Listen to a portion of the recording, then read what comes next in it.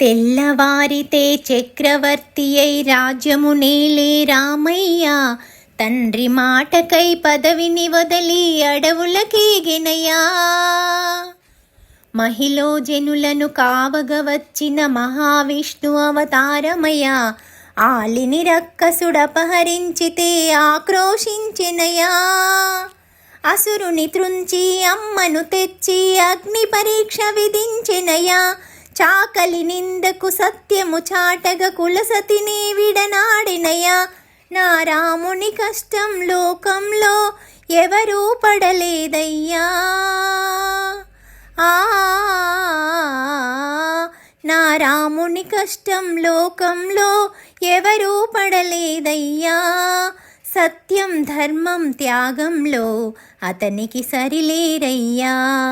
కరుణాహృదయుడు శరణను వారికి అభయమొసగునయ్యా.